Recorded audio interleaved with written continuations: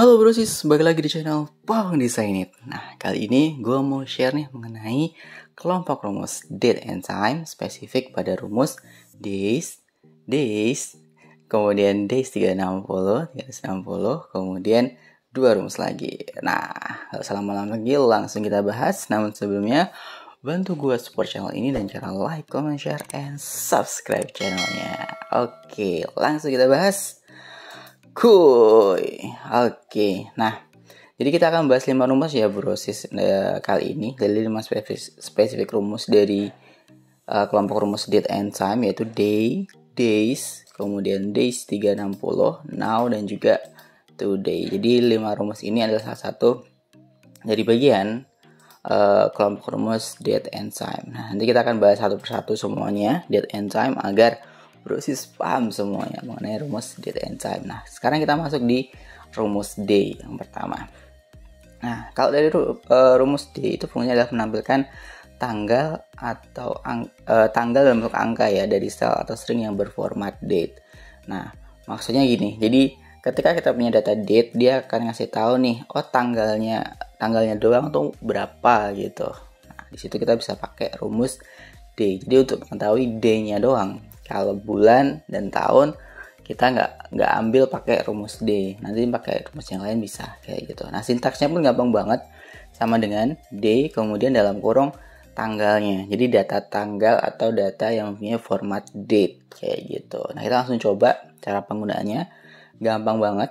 Jadi brosis tinggal ketik sama dengan, kemudian klik tanggalnya. Nah, kalau di sini gue udah punya sel referensi ya. Sel referensinya gue pakai yang di E14.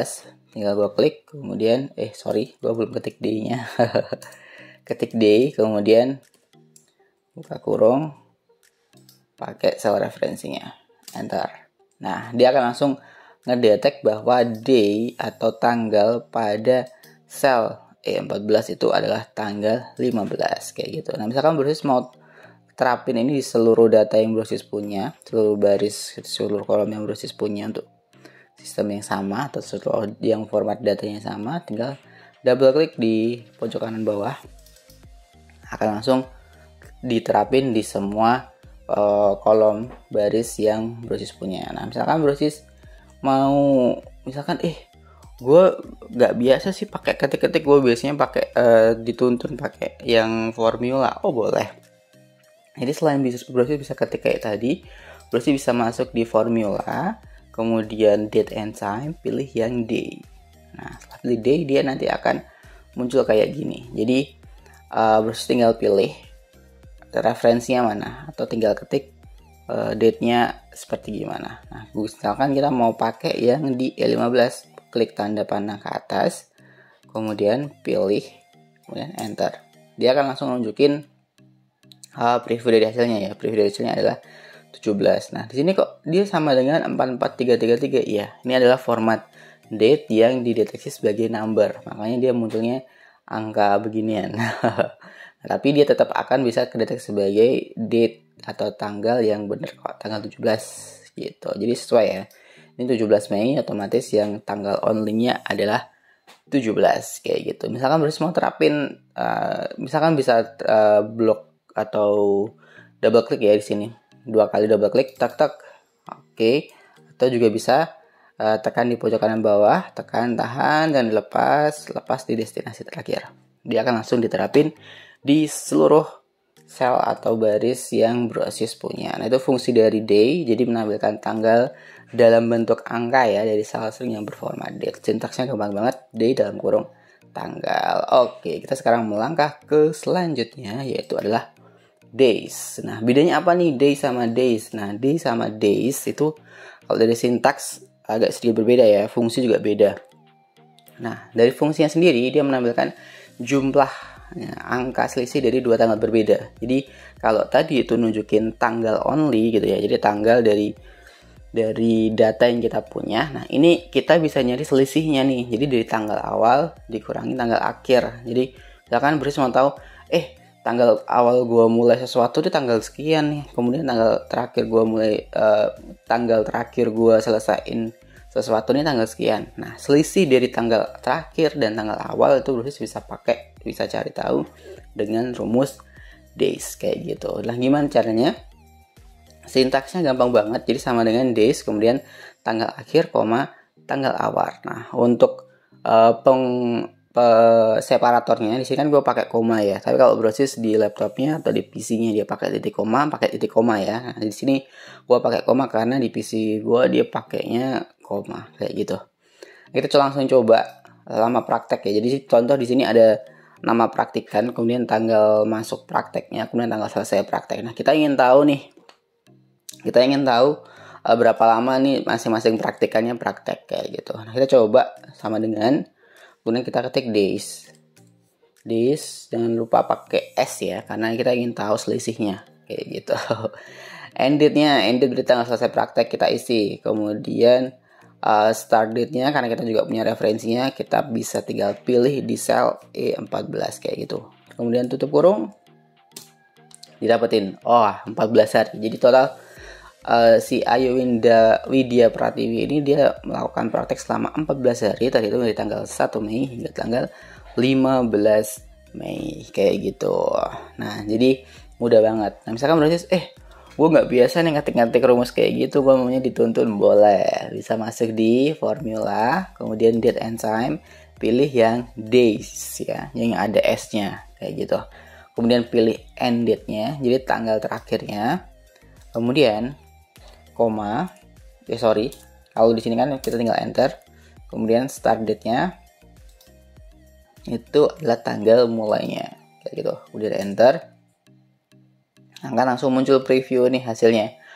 Dari dua data yang kita punya ini, end date dan start date, hasilnya adalah 16. Kalau kita oke, langsung akan muncul 16. Jadi total adalah 16 hari. Kalau dihitung manual pun sama benarnya. Jadi 17 kurangi 1, 16. 15 kurang 1, 14 kayak gitu. Jadi bisa dicek juga apakah rumus ini benar atau enggak dengan cara menghitungnya secara manual. Sampling doang bisa.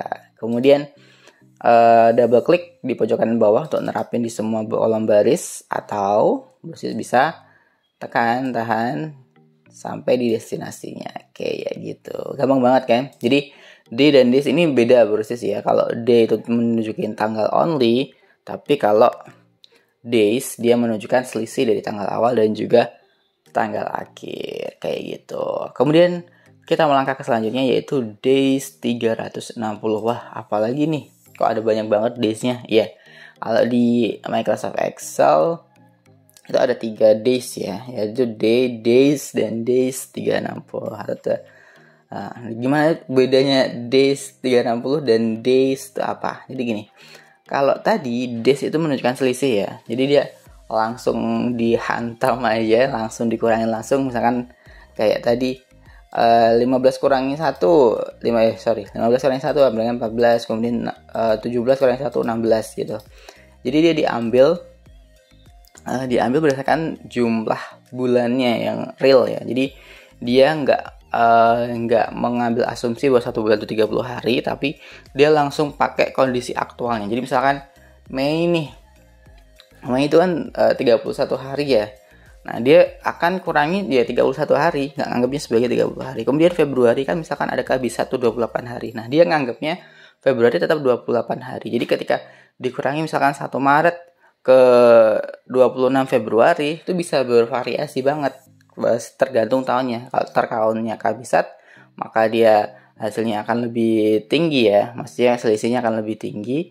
Kemudian kalau dia gak KB1 akan lebih kecil hasil selisih pengurangannya kayak gitu. Jadi kalau days dia benar-benar sesuai kondisi aktual. Kalau days 360 itu menampilkan jumlah angka atau selisih dari dua tanggal berbeda dengan dasar 1 tahun sama dengan 360 hari. Jadi dipukul rata nih, 1 bulan 30 hari kayak gitu. Jadi nggak ada bulan yang KB1 misalkan Februari 29 hari, kemudian ada yang bulan misalkan Januari 31, kemudian Maret itu 31, April 30, enggak. Dia langsung hantam pukul semuanya menjadi 30 hari per bulan. Nah, itu salah satu penggunaan dari days 360. Ini cocok banget untuk penggunaan akuntansi sih, karena kan biasanya kalau akuntansi kan dipukul rata ya, 1 bulan 360 hari. Nah, itu fungsi dari days 360. Nah, caranya pun gampang banget, sama kayak tadi. sebenarnya mirip-mirip sama days, yaitu sintaknya days 360, kemudian tanggal awal, tanggal akhir, metode. Nah, di sini mungkin yang agak baru tuh metode ya. Tanggal awal sama tanggal akhir udah clear lah ya. Nah, cara pakainya kita langsung coba biar langsung paham. Jadi sama dengan kemudian days. Nah, buka kurung. Oke. Oh, sorry, days 360. Days 360, kemudian buka kurung. Start date, tanggal awalnya diklik. Karena gue udah punya referensi di E14, gue pakai referensi di E14. Kemudian selanjutnya koma, karena gue separatnya pakai koma ya. Kemudian end date-nya, tanggal selesai prakteknya, kemudian koma. Nah, selanjutnya adalah metode. Kalau di sini Bruce bisa lihat ada false, ada true. False itu berarti dia menggunakan metode US. Kemudian true dia berarti menggunakan metode European, kayak gitu. Nah, bedanya US sama European ini adalah penentuan tanggal awal dan tanggal akhirnya, kayak gitu. Jadi kalau misalkan mulai di awal atau mulai di akhir, itu nanti Bruce bisa cek lebih lanjut mengenai penjelasannya. Tapi menurut gua antara US sama European ini nggak akan terlalu beda jauh kalau penentuan tanggalnya, penentuan tanggal masuk dan tanggal selesai atau tanggal awal dan tanggal akhir masih dalam bulan yang sama, kayak gitu. Nah, contohnya gue misalkan pakai false gitu ya. Gue pakai false, kemudian gue enter. Nah, 14. Contoh pakai false ya. Kemudian kalau misalkan gue contoh pakai true ya, D360. D360 start date, kemudian end date, kemudian metode. Tadi kan kita udah pakai false, kemudian kita pakai true. Hasilnya sebenarnya nggak jauh beda, 14. Kenapa? Karena kita pakainya di dalam bulan yang tidak menyentuh di bagian akhir bulan, kayak gitu. Dan nanti kalau misalkan memang brosis mau pakai European, mau pakai US, monggo bisa disesuaikan dengan kebutuhannya, kayak gitu. Nah, itu perbedaan pakai European dan juga US. Nah, misalkan gua maunya nih gini, dituntun lagi bro. Oke, bisa. Jadi langsung masuk di formula, kemudian date and time, masuk di days 360. Nah, start date-nya mana? Gua mau pakai referensi yang di E15, kemudian end date-nya gua misalkan mau pakai di apa nih? Di G15. Tinggal pilih G15. Metodenya.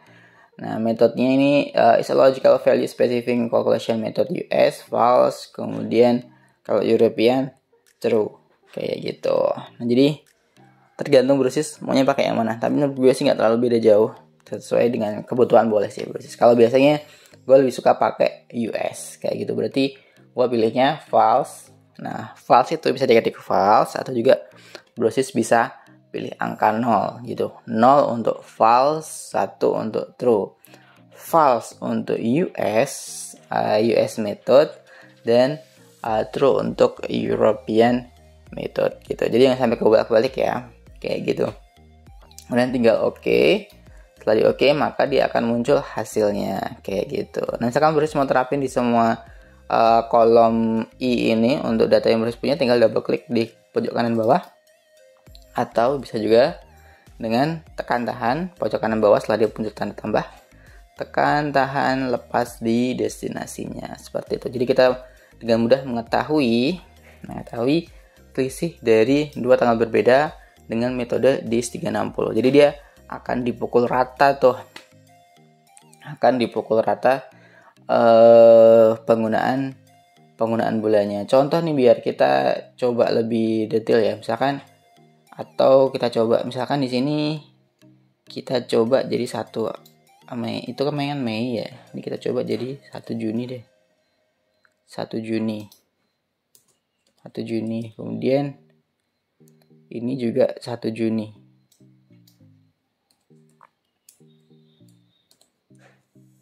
Oke. Nah, kalau misalkan masih bingung mengenai metodenya ya. Ini misalkan kita pakai false, kemudian ini kita coba pakai true. Sebenarnya nggak, kalau dilihat antara false, ini kan false ya brosis ya, bisa dilihat di sintaks yang ini. Yang ini yang untuk Ayu Widya Pratiwi ini dia false, pakai false, kemudian yang di sini dia pakai, yang si Herman dia pakai true. Hasilnya nggak akan jauh beda ya. Jadi gue mau tekanin sebenarnya nggak terlalu jauh beda sih untuk penggunaan US dan European, tergantung keinginan. Tapi kalau gue lebih suka pakai US karena dia sesuai dengan standar internasional, maksudnya yang biasa dipakai kayak gitu. Jadi jangan pusing menggunakan metodenya kayak gitu. Oke, siap. Nah, selanjutnya melangkah ke rumus now. Wah, apa nih rumus now? Jadi kayak zaman now ya, zaman kekinian. Nah, kalau dari rumus saja, dari nama aja kita udah tahu bahwa ini artinya terkini. Kalau artinya terkini berarti kondisi yang saat ini gitu, bukan kondisi yang nanti atau sebelumnya atau kondisi yang sesudahnya kayak gitu. Jadi kalau rumus now ini dia menampilkan tanggal dan jam saat ini kayak gitu. Jadi dia nunjukin nih, misalkan brosis sekarang, contohnya gue sekarang pakai settingan jam di gue itu jam 4.41 PM kayak gitu. Nah, dia akan langsung muncul 4.41 PM kayak gitu. Jadi dia akan menyesuaikan dengan tanggal dan jam terkini. Contoh kita langsung coba ya. Nah, sintaksnya itu gampang banget sebelumnya.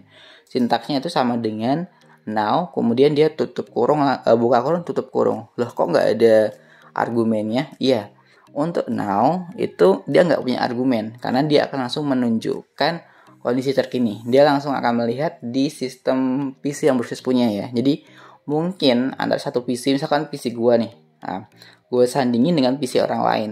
Ketika gua ketik now, kemudian di samping juga gua ketik now, gua pakai sintaks now, bisa jadi beda. Karena settingan tiap-tiap laptop jamnya mungkin berbeda kayak gitu. Settingan jam, settingan tanggal itu berbeda. Nah, maka dari itu now ini cocok banget untuk mengetahui kondisi atau jam sekarang, yang jam terkini yang Brosis mau catat kayak gitu. Nah, contoh langsung kita coba. Misalkan Ayu Winda Pratiwi waktu pendaftaran kerjanya. Nah, dia mau si HRD mau tahu nih waktu pendaftarannya kapan. Dia tinggal ketik aja now, kemudian buka kurung, tutup kurung, enter.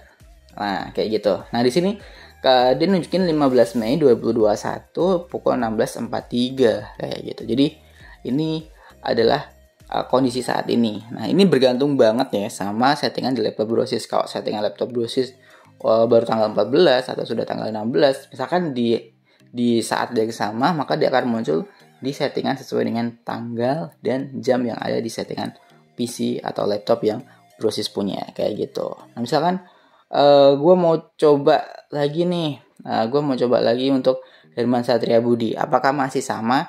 Nah, kalau dari tanggalnya itu masih di tanggal yang sama, kemudian jamnya masih di jam yang sama, contohnya di sini kan masih sekarang udah berubah ya. Nah, kalau kita ketik now,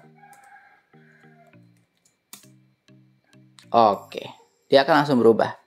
Jadi dia akan menunjukkan kondisi terkini dari masing-masing sel yang kita udah input ya. Nah, ketika dia masih rumusnya menggunakan now, dia akan langsung ngupdate tuh ke tanggal yang saat ini. Jadi misalkan baru kayak tadi, bahwa ketiknya 16.43 ya, pas 16.43, kemudian sekarang udah 16.44, dia akan langsung ngupdate ke 16.44 karena kita terapin lagi rumus now. Jadi ketika now itu digunakan, dia akan real time menunjukkan waktu saat ini. Jadi benar-benar ngupdate ya kayak gitu. Kemudian misalkan Brosis mau terapin, sebelumnya gue mau terapin deh ke semuanya. Oke, tinggal double klik di bagian pojok kanan bawah kayak gitu. Gampang banget kan ya. Tapi misalkan gue mau dituntun deh gitu, boleh bisa masuk di formula, kemudian date and time, pilih yang now. Mana itu? Ini. Klik kemudian pilih oke. Nah, jadi di sini dia langsung kasih tahu ya. This function takes no argument. Jadi dia tidak memerlukan argumen untuk mendapatkan hasilnya. Nah, sekarang kan udah ganti ya. Maka dia juga akan langsung ganti. Jadi 16.45. Gitu. Jadi kalau Brosis terapin, dia akan langsung menyesuaikan. Tapi contoh nih, misalkan gua ini copy dia sebagai copy value gitu kan. Sebelumnya gue copy jadi paste spesial, kemudian gue jadikan dia value Nah, kalau dari kondisi gini, kondisi value, dia tidak akan terubah lagi brosis. Yang ketika dia akan terubah ketika dia statusnya itu masih menggunakan now. Nah, contoh nih, bisa dilihat ya. Ini 45 tetap, tapi yang now dirubah jadi 1646. Kenapa? Now dia akan terus mengupdate ke kondisi saat ini.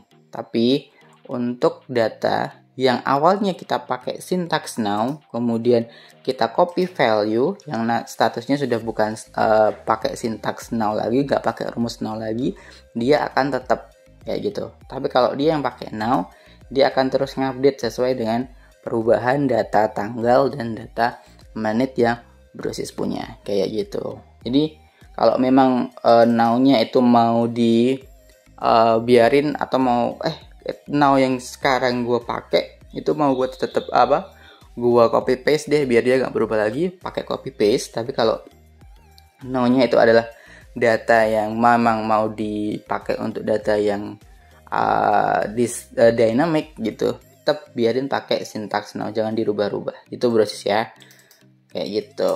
Nah, kayak ini misalkan sudah 1647, dia akan langsung update ke 1647 kayak gitu. Oke, selanjutnya kita masuk ke rumus terakhir hari ini, yaitu adalah rumus today. Nah, ini nggak jauh beda dengan penggunaan now. Kalau now tadi itu dia menunjukkan tanggal dan juga jam, kalau today itu menunjukkan tanggal hari ini. Jadi kita ketik today, kemudian buka kurung, tutup kurung. Nah, kalau dari sintaks sendiri, dia nggak pakai argumen ya, sama dengan now, karena dia akan langsung menunjukkan tanggal hari ini. Kemudian kita enter, tuh dia akan nunjukin 15 Mei 2021 kayak gitu. Nah, ini bergantung juga sama settingan yang ada di laptop brosis. Kalau laptop brosis pakai tanggal lain, dia juga akan mengikuti dengan tanggal yang ada di settingan laptop. Kayak gitu ya. Kemudian misalkan brosis mau pakai cara yang kedua, bisa masuk pakai formula date and time, kemudian cari today. Nah, di sini juga bilang this function takes no argument. Jadi dia nggak pakai argumen. Karena apa? Dia akan langsung lihat dari sistem ya, sistem di PC atau laptop yang brosis punya. Oke, dia akan langsung muncul sesuai tanggal yang saat ini. Double klik di pojok kanan bawah, maka dia akan langsung diterapin di semua baris sel yang brosis punya, kayak gitu. Jadi mudah banget ya penggunaan untuk today, now, days 360, days dan juga day. Nah, untuk day dan now ini dia dynamic banget. Jadi memang dia disediain untuk data yang memang akan ngupdate setiap harinya. Bahkan kalau now kan setiap menitnya kayak gitu. Jadi brosis bisa menggunakan data-data, misalkan perlu data yang dynamic, today dan now-nya bisa pakai dua data atau dua rumus yang kita pakai ini. Oke, nah sekian video gue kali ini. Nanti misalkan brosis masih pusing, bisa langsung komen di bawah. Nanti gue bantu untuk jawab gimana cara menjelaskan atau gimana caranya biar brosis lebih paham lagi mengenai 5 rumus ini. Oke, sampai ketemu di video-video selanjutnya. Salam desainit. Thank you banyak brosis udah nonton video tadi. Agar nggak ketinggalan video-video yang lain, bantu subscribe, like, comment, and share. Nah, kalau butuh tutorial sesuai request, bisa langsung komen di bawah. Salam desainit.